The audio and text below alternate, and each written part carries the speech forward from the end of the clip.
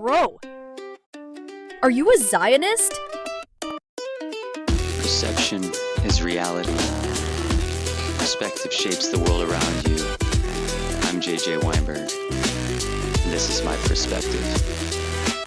Greetings and salutations. My name is JJ Weinberg. I'm an artist, a musician, a radio show host. I'm an alchemist, and I'm none of these things. Be mindful of your frame. Be mindful of your mask. That's why I say this at the beginning of every episode, and to remind the listeners to question that frame, because people will throw a frame on you. You will throw a frame on yourself. Don't let it limit you. If it helps you expand, I'm all for it. The I am is technology of the spirit. Viktor Frankl, we talk about him often here, reminds us that a human being is a deciding being. But sometimes when we say these things and we wear these masks, we stop deciding and we just put it on as if the role we're playing is cast from somewhere outside of ourselves. So first, I want to thank Voga Barnes and Denny, the underwriters for Perspective. I want to thank everybody here at WVLP. And we're going to go back into what we were talking about last week.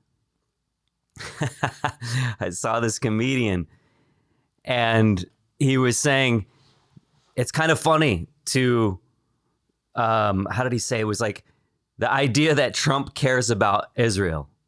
Like, it's funny to imagine Trump caring about anything, no matter what your politics are.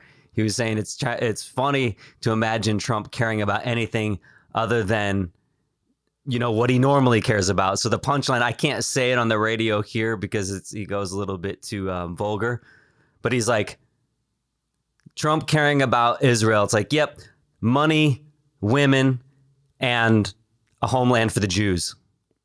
That's what's on his consideration plate. And so it's like, of course, it lands harder when he has a slur for women, which would be more in line with, you know, the ideology. But U.S. support for Israel then is kind of one of the things that we've been talking about. And it's the idea of it for me is just suspect in a different way. It's a different way than just the binary left versus right. And that always scares me, that binary. I mean, so the idea of the U.S. support for Israel when America has a deep record of antisemitism seems strange. Like Henry Ford, anti-Semite, influenced Hitler.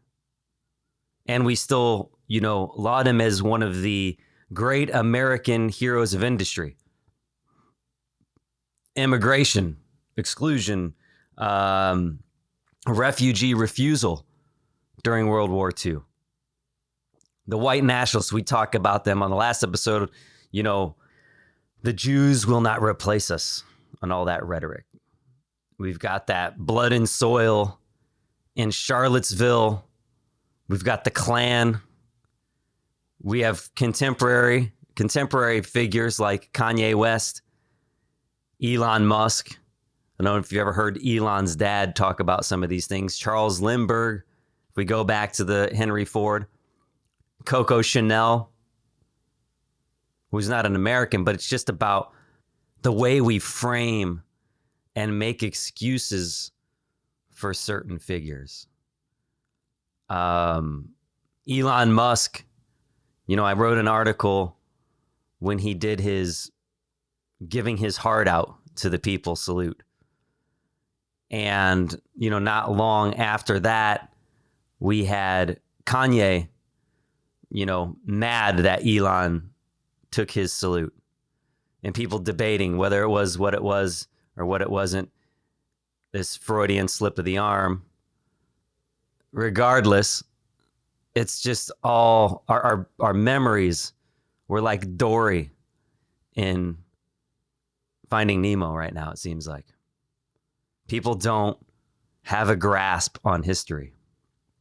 Again, post-Holocaust, there's this moral political guilt after we failed Jewish refugees. And then now that can manifest as a political cowardice. And this is what people call out on one side, and I get it. Politicians fearing being labeled anti-Semitic if they supposedly if they criticize Israel. But we got to criticize the state. We got to criticize the leaders. And we got to be able to talk about the full story.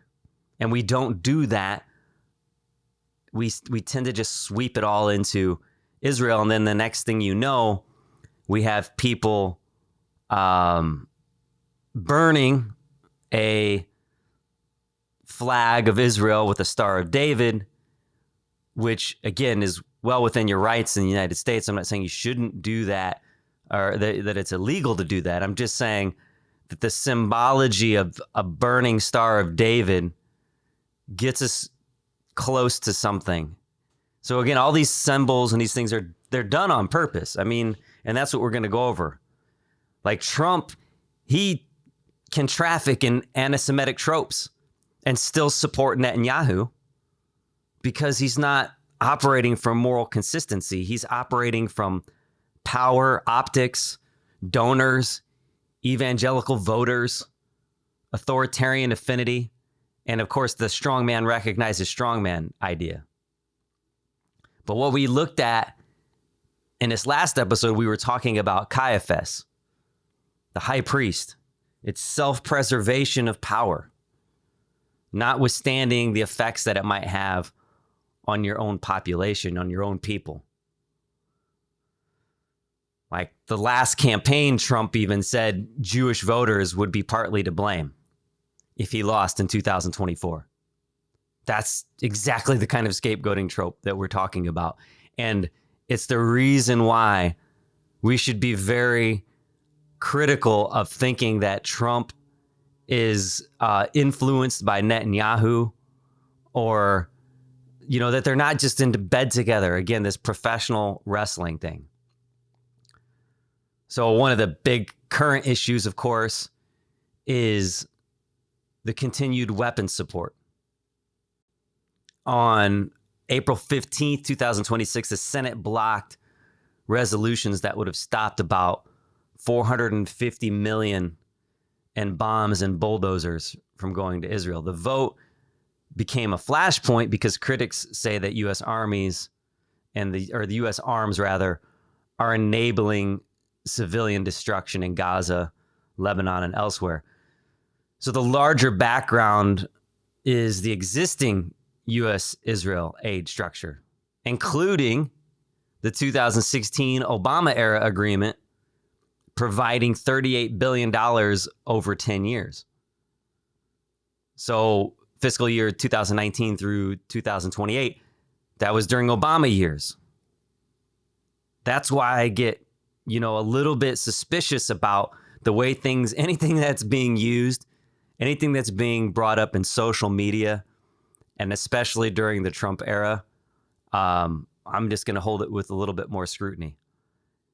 So what Israel is accused of doing, of course, as we know, is killing, maiming civilians on a massive scale. And again, when we say Israel, we're talking about Netanyahu. We're talking about the government in place. But we start to move away from that nuance. And I see people using it. That's what I'm saying. But as scale, massive scale, starving civilians, forced displacement, destroying homes, schools, hospitals, infrastructure, restricting aid and press access. Again, a lot of this stuff sounds like, wait, are we talking about here or there? Not on the destroying on the highest level, of course, but restricting aid, press access.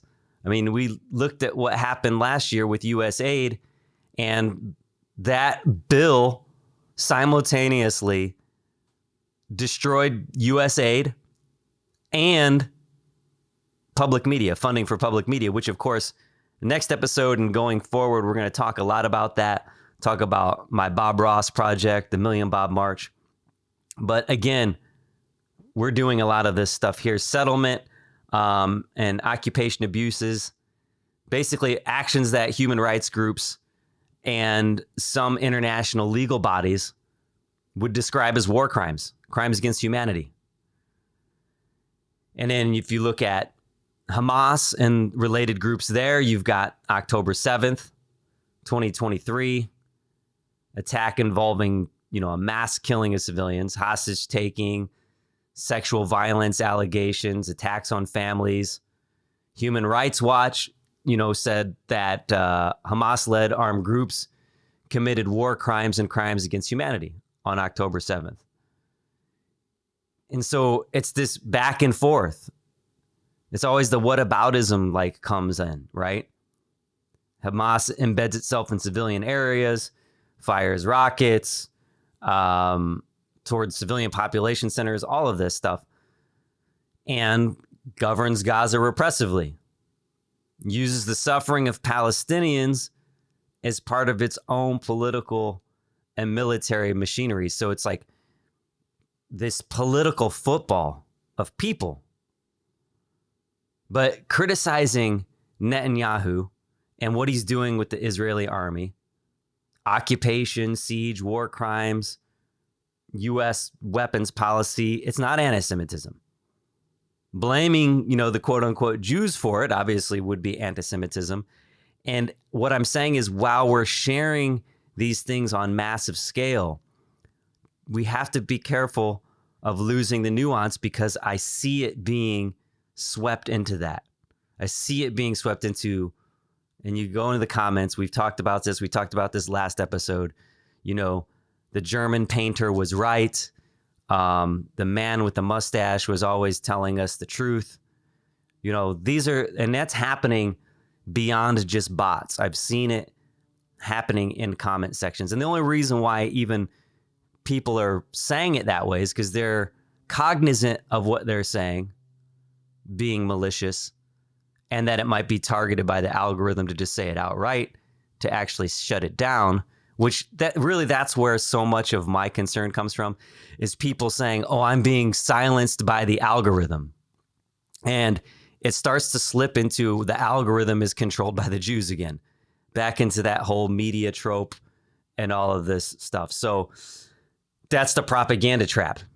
It takes real state violence, real lobbying, real money, real military policy, and then launders it through the oldest scapegoat machine in Western history.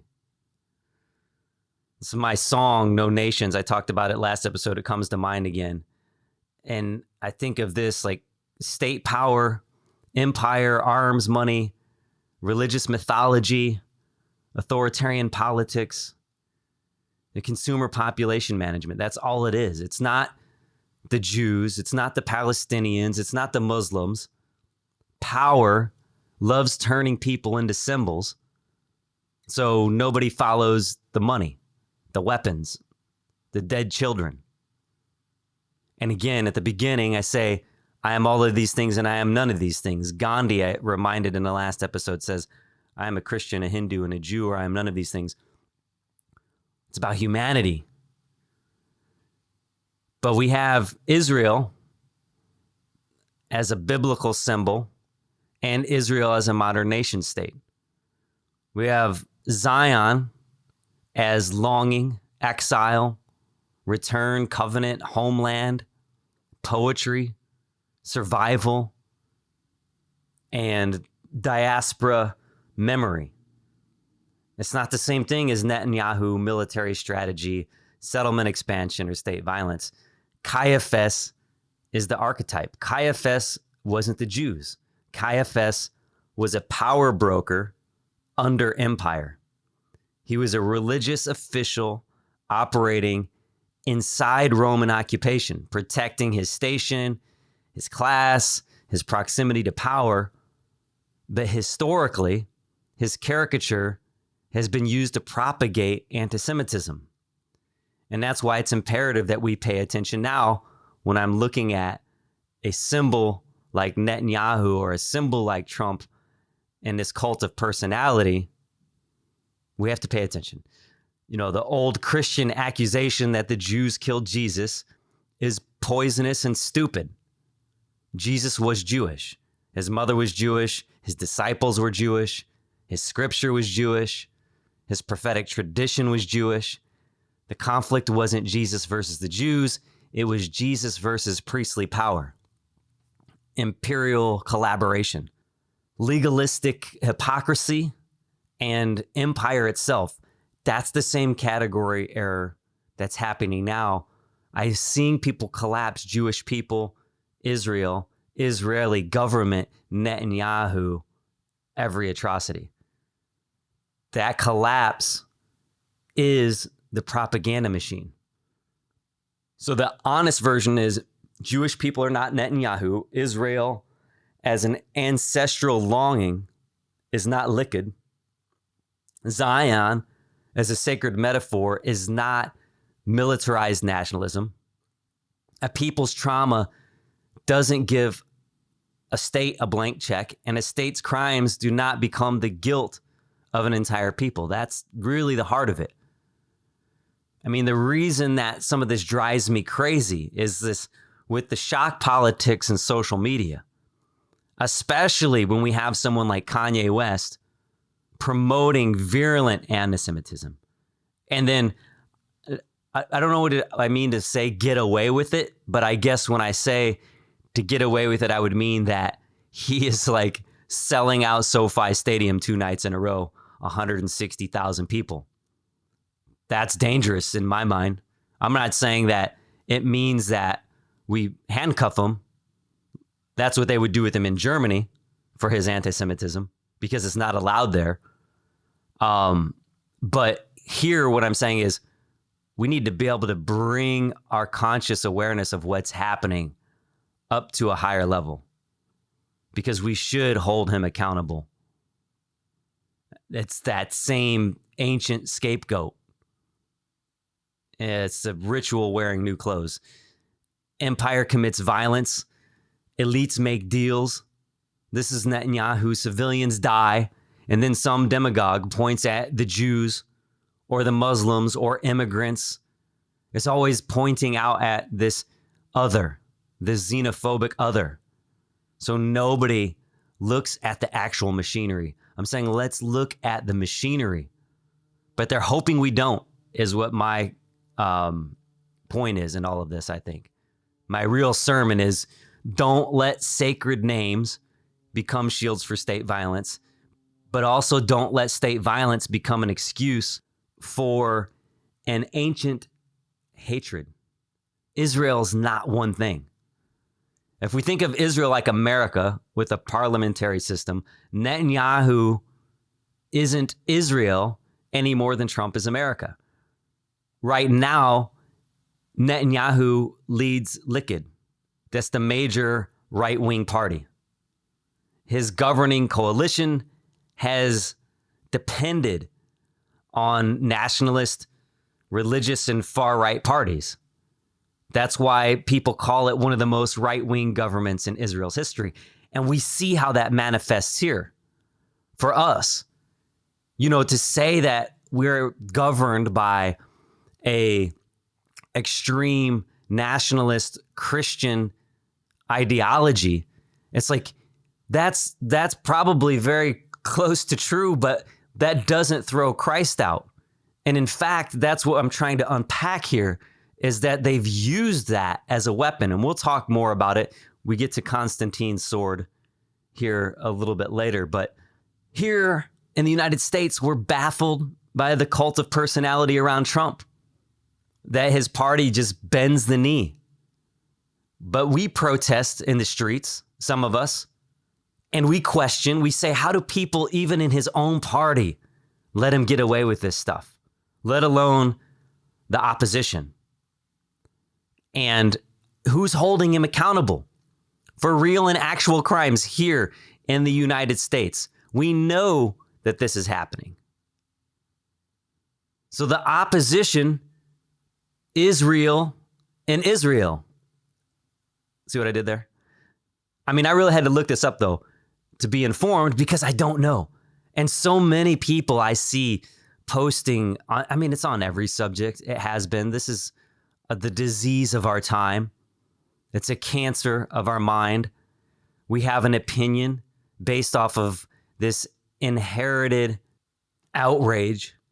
It's an inherited outrage, and it's all on hijacking our identity.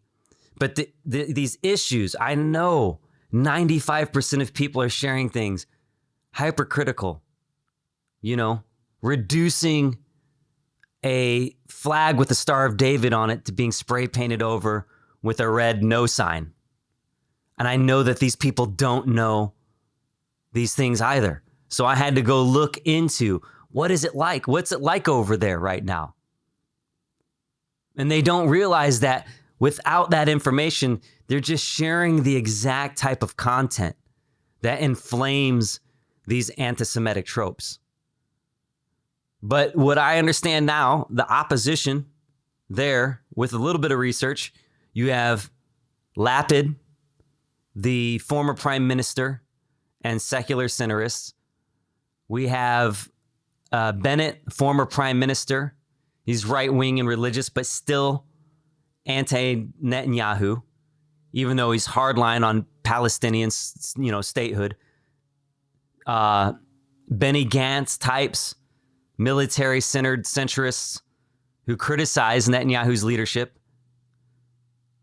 And then you have even more towards something that we would experience here at home, the labor Moretz-style left. They're smaller right now, but more peace process, civil rights, anti-occupation oriented. And Bennett and Lapid announced a new alliance specifically to challenge Netanyahu in the 2026 election. And their goal is to unite enough of the anti-Netanyahu center and right to remove him. So Israeli split is the Netanyahu bloc. It's Likud plus the religious far-right nationalist parties.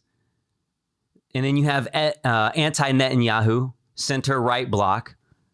They want him gone. Less corruption, less religious exemption, less extremism, even if they still are supporting a harsher military policy than we're comfortable with. It's just the notion that we don't even hear or talk about any of that. Nobody's talking about those things. That's at one level. Then we've got the Israeli left, the peace camp. Even though they're smaller, they're going to oppose occupation, settlements, endless war. Then you have Arab parties, Palestinian citizens of Israel, often anti-occupation and anti-war. And civil protest movements, huge protests, have existed inside Israel against Netanyahu's judicial overhaul, corruption, hostage policy, and failure of leadership. That matters. Israelis have been in the streets against their own government for years.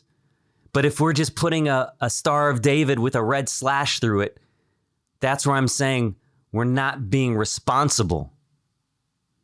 Saying Israelis support Netanyahu is the same thing as saying Americans support Trump. Some do. Millions don't. And the deeper tragedy is that outside observers often erase the internal opposition. That's what I'm getting at. When Netanyahu benefits then from pretending that he embodies the whole Jewish people in Israel. That's the trap. Netanyahu wants the criticism of him to sound like criticism of Jews. He doesn't care. He's banking on it because then he can hide behind antisemitism. But anti-Semites want criticism of Israel to become hatred of Jews. It comes right back to Trump and Charlottesville. Both sides profit from collapsing the distinction. The moral job that we have is to keep the distinctions alive. And another crazy part of this whole thing that I've seen is that the result is like families being ripped apart and conquered. Palestinians and Jews are, they're different timelines of the same homeland. It's the same as Christians being descendants from a distinct Jewish movement. And that's something I know. I've studied my whole life. It's something that I understand deeply and personally. And so I've seen it happen here, and I see still us, waving banners and throwing out the baby with the bathwater, and Trump posting pictures of himself as the doctor in the sky, right? And then we lampoon and we shoot down Christ because of that. Oh man, it's just so disgusting. This idea of Judeo-Christian, it's been important in shaping who I am, how I see my perspective. This Jesus versus Jews, or Jesus versus Christians and Christians versus Jews, I'm just telling you, that is a construct of the occupier. Jesus versus Jews, Christians versus Jews, just even on the religious ideology, that is the occupier timeline. That is Biff Tannen got a hold of the sports almanac and created a timeline. That's the marrow of it. The tragedy is that Christianity, it didn't begin as a rival religion to Judaism. It began as a Jewish movement inside of a Jewish world, centered around a Jewish teacher, speaking to Jewish questions, using Jewish scripture, Jewish symbols, Jewish prophecy, Jewish law, Jewish expectation, and Jewish argument. Jesus wasn't standing outside of Judaism throwing stones at it. He was inside the house. It was his house. He was arguing from within the family. And then over centuries, the empire took the family argument and turned it into a weapon. That's Constantine's sword, pulling the cross from Golgotha and wielding it as a weapon. Constantine's sword, by the way, is a title of a great documentary. You should check it out. It used to be on Netflix. I'm not sure where it's at now. But Constantine's sword, by that, really I mean the turning point where Christianity moves from a persecuted spiritual movement into imperial power structure. Before Constantine, Christians were a minority movement inside the Roman world. After Constantine, Christianity begins moving towards state power. And once a faith becomes attached to an empire, the question changes. It stops being, how do we follow the way, and becomes, how do we govern the world through the way? That's where the sword enters, not just literally, but spiritually. The cross stops being a symbol of suffering, love, surrender, and spiritual reversal. It's a sword. It's the cross pulled out of Golgotha to become a sword. It becomes a banner, a state emblem, a conquering sign, a weapon of legitimacy. And that's just one of the greatest reversals in religious history. But I've seen it everywhere, from religion to hip hop. I've seen it, and we've seen it specifically we talked about it last week, just the word woke and what that means. The empire adopts Jesus. Jesus is executed by the empire. The empire later adopts him. The empire then uses Jesus to justify itself. Hitler follows that same arc. That's madness. That's the inversion. That's the spell. That's what I'm saying that we need to be cognizant of. We don't know that history. So many people do not know where these religious battles started. So stripping away Jesus's Jewishness, the occupier didn't merely kill Jesus, the Jewish rabbi. The occupier eventually inherits his image, and then strips him of that Jewishness. That's the theft.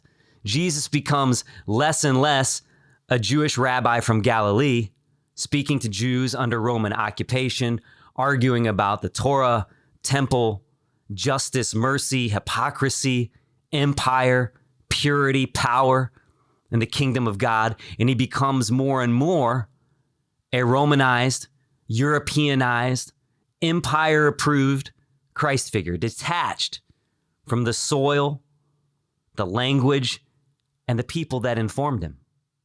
And once that happens, the story can be turned against the very people that he came from. That's how you get the insanity of Christians versus Jews, when the first Christians were absolutely Jews. It's like a branch declaring war on the root. We'll talk about Paul for a second here. If you are a Christian, this might make you a little uncomfortable. Paul, the great doorway outward. Paul is complicated, at the least. Like I said, many won't like what I have to say about Paul. I'm not going to go too deep, but there's a great book, actually, if you want to go deep into it, called The Myth Maker, Paul and the Invention of Christianity. But it's relevant to understand no matter what your perspective is on Paul, that he was writing 60 years after Jesus was executed by Rome. No matter what you think of Paul, if you don't start with knowing that, you could easily assume that he's talking to a earthly walking figure, Jesus. But Paul is undoubtedly the doorway that helps the Jesus movement move outward into the Gentile world. And I'm not espousing the idea that Jesus's message of love wasn't universal. I believe that wholeheartedly. And Paul still is the beginning of this idea, it's all Greek to me. And that's when, again, I think things become lost in translation. It reminds me, I'd play it now, but I can't because of the samples here. I know I could play it for the radio probably and be cleared, but I want this to be able to be, listened to on YouTube, and it would strike me down for a strike me down. That's funny. That sounds very biblical, but I just mean it would give me a copyright strike because we used the beat from Kanye West's Jesus Walks. And 20 years ago, Tony and I wrote this song called Greek to Me. Since I can't play the song, I'll just tell you, it's 20 years ago, and I'm specifically talking about Kanye West. Does it make me a prophet? I don't think so. But if you look at what I'm saying in this song, you would think I'm talking about contemporary things. But again, it's kind of like when you get to the heart of a situation, it's going to remanifest. Biblically, it says, that which is in the dark will become, made light. That which is hidden will always be made known. I'm paraphrasing there. But the lyrics, I say, look at the way Kanye's crucifix freezes. Then tell me that hypocrite walks with Jesus. Dinner with sinners, charlatans, and priests, it's taken pagan like Christos to Greece's. Actually, that's my second verse. I should start from the first verse in the song, which says, easy for me to see you're blind to the depths of knowing your own tradition. Repetition suggests the deaf don't listen. Fundamentalism, passion like Mel's play with antisemitism. What would Jesus tweet? Tell me, I'm asking. Would selling me a cross on a necklace be in fashion? Golden God, a false idol cast in. Greek to me, but Jesus ain't from Athens. So these lyrics are from 20 years ago, over Kanye West's Greek to me. And the reason why I chose that is because I could already see Kanye's, he's about ready to post himself as the doctor, the flying doctor in the red robes. And I know that inherently myself because, again, through full transparency, growing up in a household like this, like the idea of Christ, he's Superman. So in some capacity, I wanted to be Spider-Man. At some point, I was Superman. At some point, I was Jesus. At some point, I was Frank Castle, the Punisher. It's why my Bob Ross character is manifesting now as the Varnisher to fight to save public media. So anyway, the conclusion, though, of that second verse is, taken pagan like Christos to Greece's, about got me speechless, the way the paper creases, the way they speak his name and continue to deceive us. Render under Caesar's, camel try to squeeze this, diamond through the needle, knock and you'll receive this. Despise your religion, born with no decision.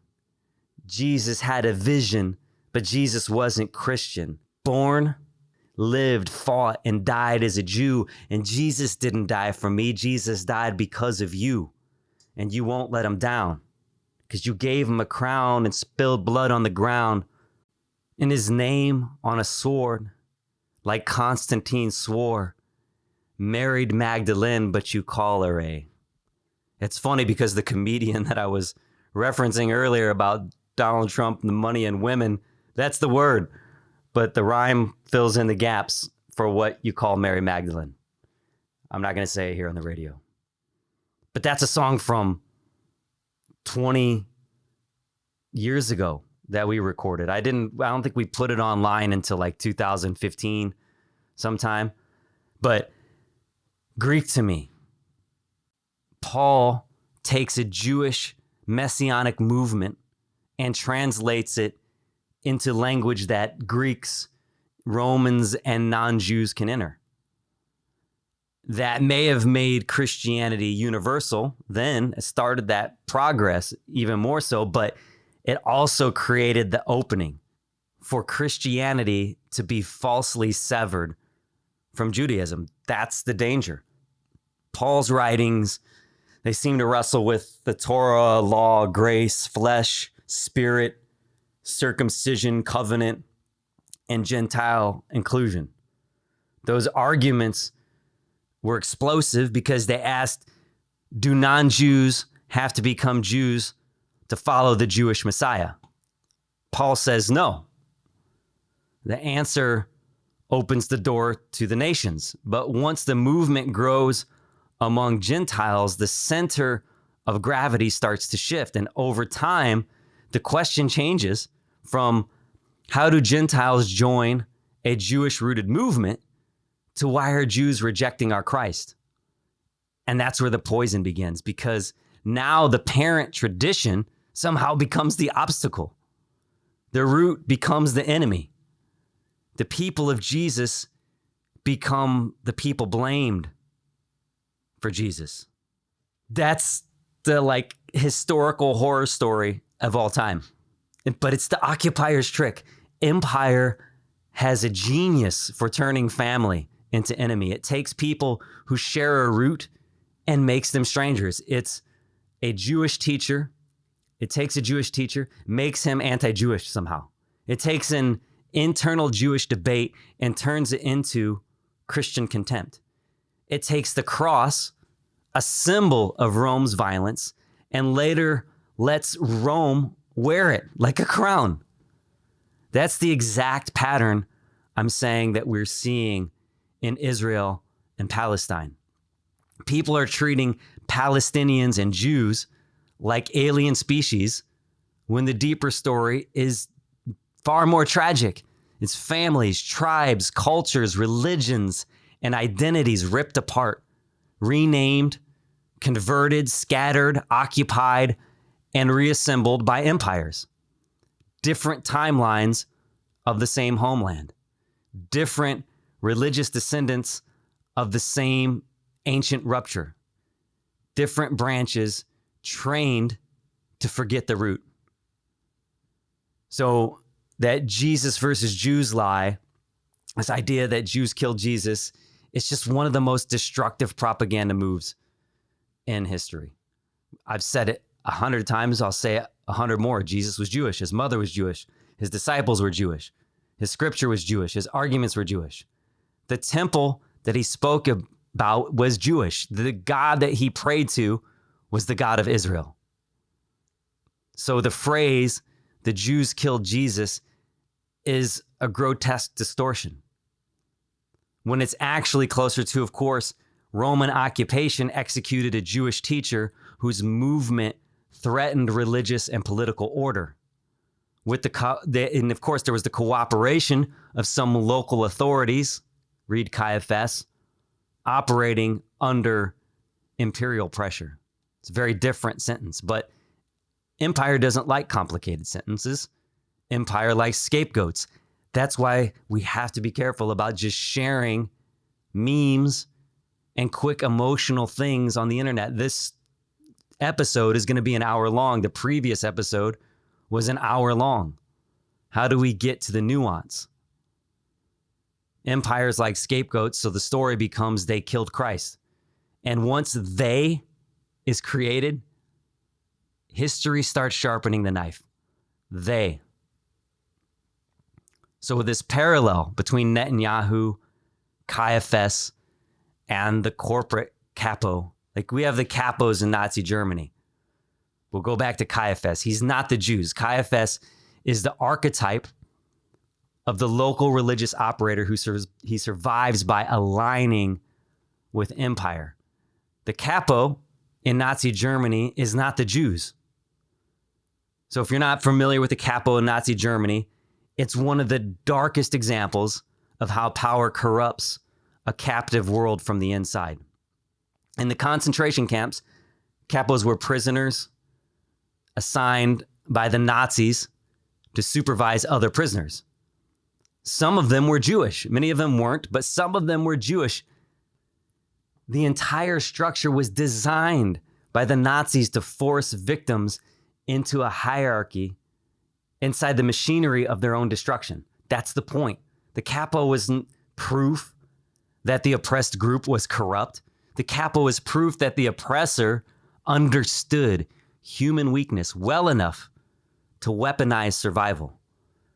That's the analogy. That's the thing I'm seeing stretched across chattel slavery through where we are now.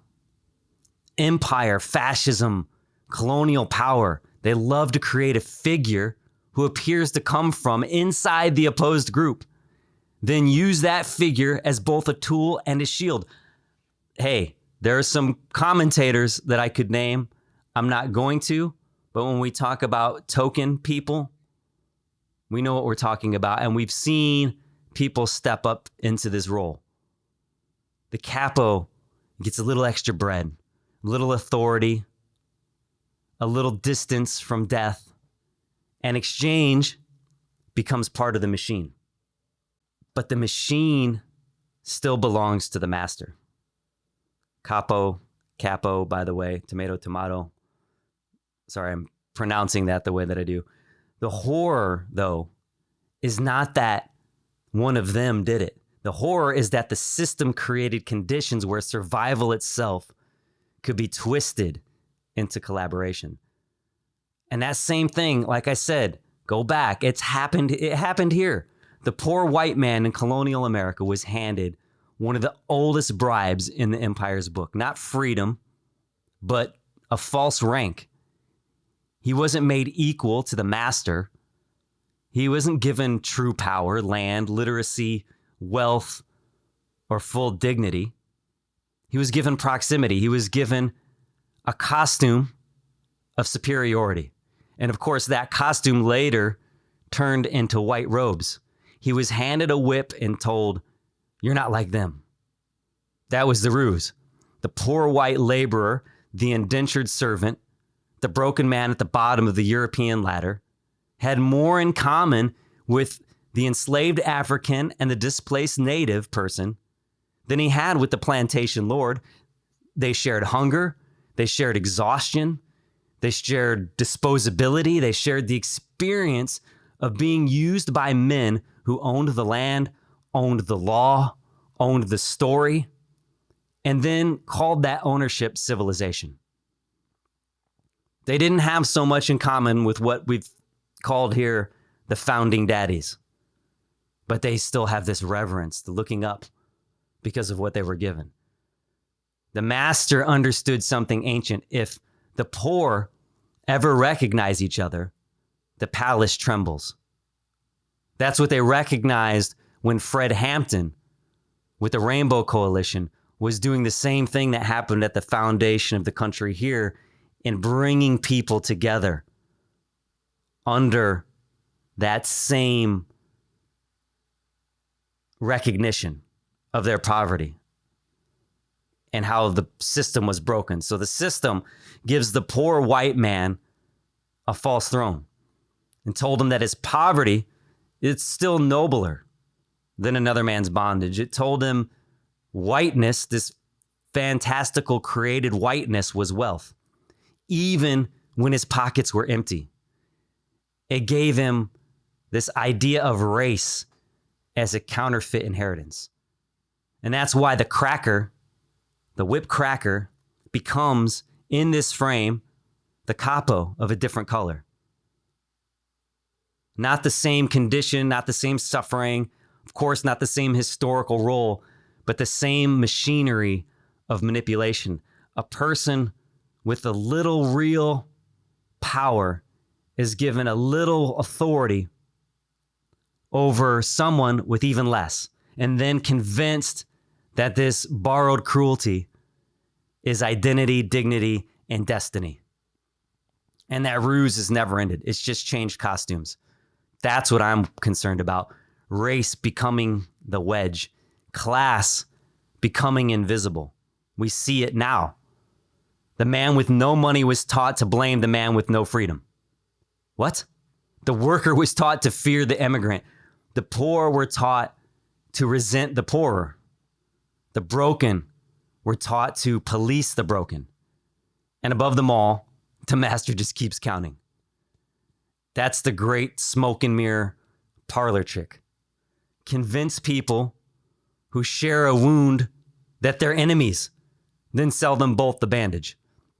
The whip wasn't proof that the poor white man had power. It was proof that the power had found a cheaper guard. And the hammer is, the master doesn't need every man to be rich. He doesn't want them to be. He only needs every poor man to believe that someone beneath him is the reason he suffers. Don't look upwards. We see that all the time now in this left or right binary. Look to your left, look to your right. They're the problem. That's why the analogy matters with Caiaphas, with the corrupt political leaders. That's where Netanyahu becomes the symbol, Trump, the corporate capo. Anyone who trades the broader good of the people for personal position. The propagandist points to the compromised insider and says, see, that's who they are, see? But that, again, that's the lie. The capo is not the people. The capo is evidence of the system's cruelty. Caiaphas was a capo. The capo is not proof of the people's guilt. It's proof of the empire's design. A death machine doesn't become innocent because it found a prisoner to hold the whip. And what I'm saying is we should be very cognizant of who Netanyahu is in this sort of scheme. The capo is the archetype of the captive person given a little power inside a death machine. So Netanyahu is not the Jews. Trump and Yahoo, they relish the idea that we might compress them all into the same thing, that we might compress them as cult leaders. And again, remember that Caiaphas was placed in his position by Rome.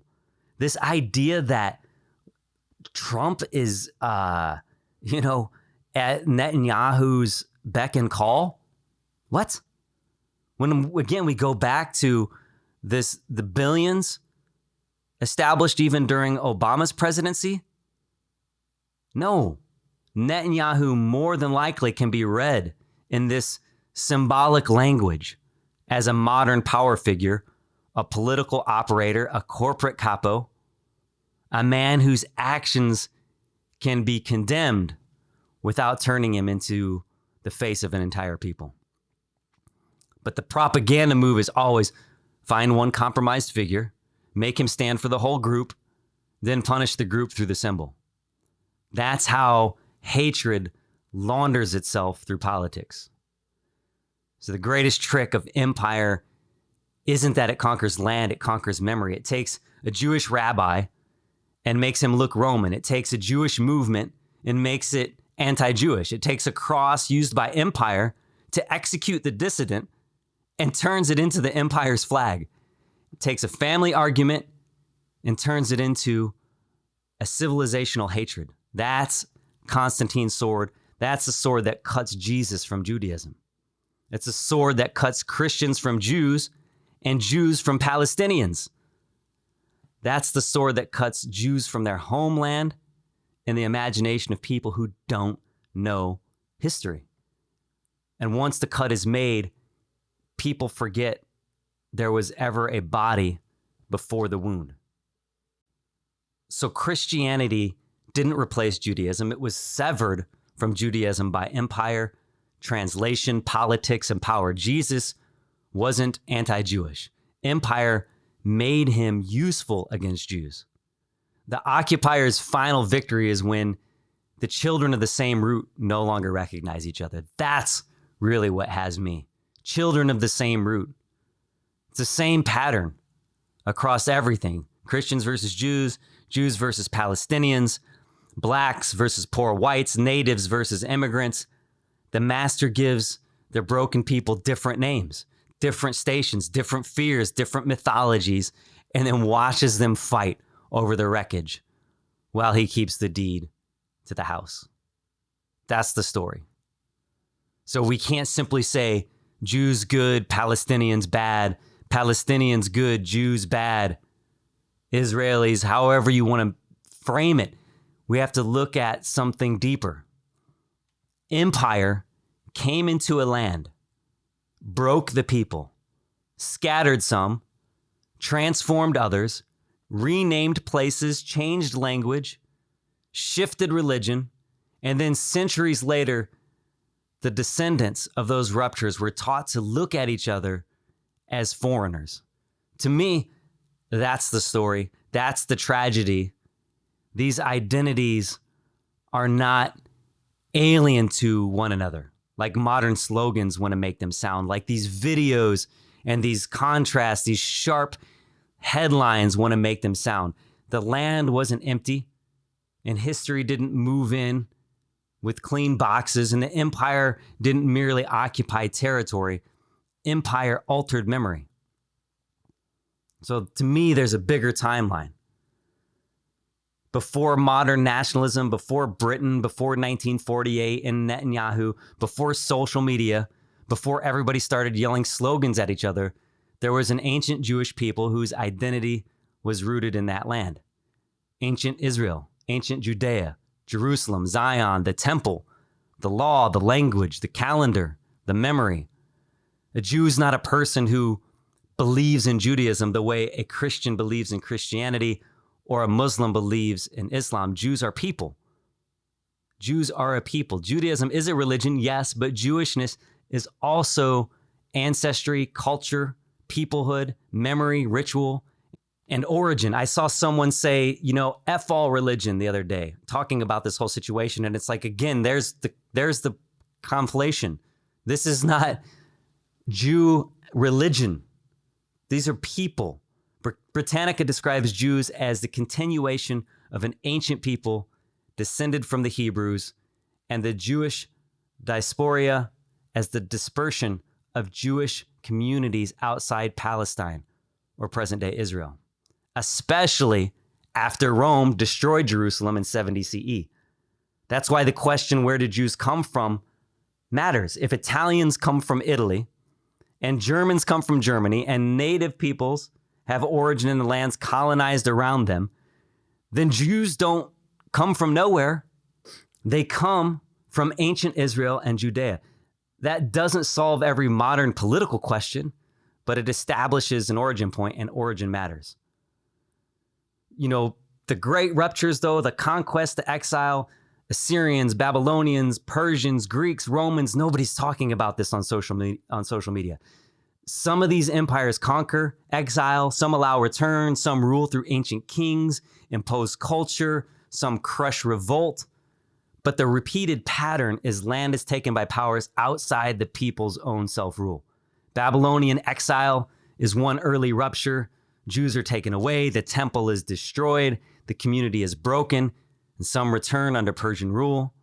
But the Roman rupture is the giant wound that still echoes. Rome controls Judea. Jesus lives in that world. Jesus, the Jewish rabbi, under Roman dominion. The early Jesus movement is a Jewish movement. Then Rome crushes Jewish revolt. In 70 CE, Jerusalem and the Second Temple are destroyed. Jews are killed, enslaved, dispersed, and the national political presence in the land is shattered. And that's the point I'm hammering here. The origin didn't vanish. The people were ruptured from it. A homeland doesn't stop being a homeland because an empire took it. That's the same thing that we would say here about our own native population in the United States. That's the point of Italy. If we take Italy and rename it and scatter Italians and put another imperial structure over it, Italy doesn't stop being the origin place of Italians. It becomes occupied, renamed, politically altered, but the origin isn't erased. And that distinction is something that is not being told or framed in these social arguments. So the Jewish people are massively dispersed, but that doesn't leave it empty. You have Samaritans and Levantine populations remaining, but over centuries, people mix, convert, adapt, survive, change names, change languages, change religions, and live under new rulers. This is where the tragedy comes from, because one branch of the timeline is scattered outward and dispersed. Another branch remains in the land and is reshaped by successive empires. So we don't get one clean line, we get a split. Another population becomes a people of rooted presence and transformation, and one population becomes a people of exile and return. And over time, those timelines are hardened into separate modern identities, different timelines of the same homeland. It doesn't mean everyone's exactly the same, of course. It means empire cut the continuity and then taught the broken pieces to identify against each other. That's what we've seen here. Again, go back to colonial America. The native, the enslaved African, the poor white. We're taught the broken pieces to identify against each other. When an empire spreads into a place, it reshapes language, religion, identity, law, imperial transformation. The area becoming more Arab wasn't proof that Jews never came from there. It's one of the later imperial layers placed over a land from which many Jews had already been scattered. That's the crucial point. Occupation doesn't only take the land, it steals the story, breaks the body, rewrites the memory. That's the mechanism. Diaspora is your outside your origin land, often dependent on the tolerance of rulers, blamed for plague, war, debt, money, social collapse, Christ's death, economic anxiety, and whatever else the powerful need to dump onto someone. That's why this phrase, Jewish homeland, can't be mocked as eugenics or ethno-supremacy. For a lot of Jewish people, the idea of a homeland emerges from a brutal historic reality. Everywhere we go, we are conditional. Somewhere needs to be unconditionally home. That doesn't justify harming people, but it does explain why the longing exists. If people can understand land back emotionally here, if we can understand indigenous return, if we can understand no one is illegal on stolen land, then they should at least be capable of understanding why Jewish return to Zion has meaning. Not agreement with every political expression of it. Understanding. That's what's missing. Until next time, I'm JJ Weinberg. That's my piece. Peace. Bro, are you a Zionist? Perception is reality. Perspective shapes the world around you. I'm JJ Weinberg. This is my perspective.